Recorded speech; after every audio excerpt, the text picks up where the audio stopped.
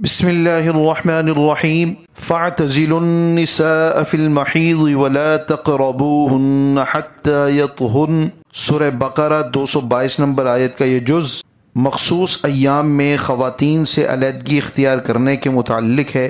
تم مخصوص ایام میں خواتین سے جدا رہو اور اس وقت تک ان کے قریب نہ ہو جب تک وہ پاکیزگی کے ایام میں نہ آ جائیں۔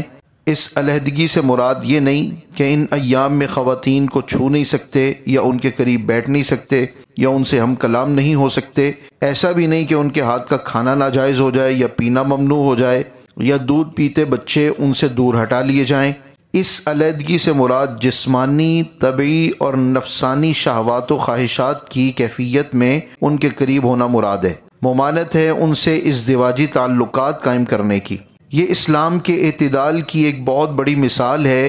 وہ اس طرح کہ یہودی اور مجوسی ان خاص ایام میں خواتین سے شدید نفرت کرتے، ایک ساتھ کھانا پینا اور رہنا گوارا نہ کرتے، حتیٰ کہ اس حالت میں دیکھنا اور کلام کرنا تک حرام خیال کرتے تھے۔ دوسری طرف عیسائیوں کا رویہ یہ تھا کہ وہ ان ایام میں بھی اپنی خواتین سے ازدواجی تعلقات نہ چھوڑتے، بلکہ عام دنوں کی نسبت ان ایام میں ان کا طرز عمل اور بھی زیادہ شدت اختیار کر جاتا۔ چنانچہ یہ قضیہ آقا نعمت صلی اللہ علیہ وسلم کی بارگاہ میں رکھا گیا۔ اس پر قرآن نے دیگر تمام پہلو، کھانا پینا، کلام کرنا، گھر میں اکٹھے رہنا، سب جائز قرار دیے، مگر صرف خاص تعلق سے منع فرما دیا کہ جب تک انہیں پاکیزگی حاصل نہیں ہو جاتی خود کو آلودہ کرنے سے محفوظ رہو۔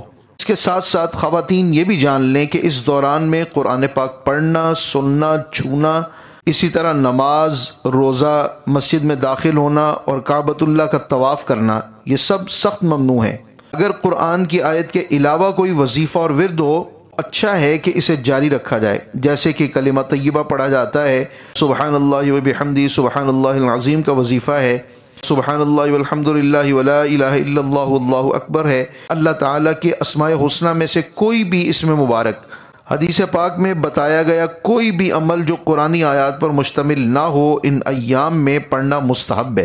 ان ایام میں جو نمازیں چھوڑی جاتی ہیں ان کی قضا بھی نہیں ہے، یہ اللہ تعالیٰ کی طرف سے خواتین کے لیے آسانی ہے۔ البتہ اگر رمضان کے روزے چھوٹ جائیں تو رمضان المبارک گزرنے کے بعد ان کی قضا ہوگی۔ ارشاد ربانی ہے فاعتزلوا النساء، تم جدا رہو، فاعتزلوا تم جدا رہو، النساء خواتین سے، فی المحیض خاص ایام میں، تم خواتین سے خاص ایام میں جدا رہو۔ قرآن کی آیت کا جو اگلا حصہ ہے وہ گویا اسی حصے کی تفسیر بیان کر رہا ہے۔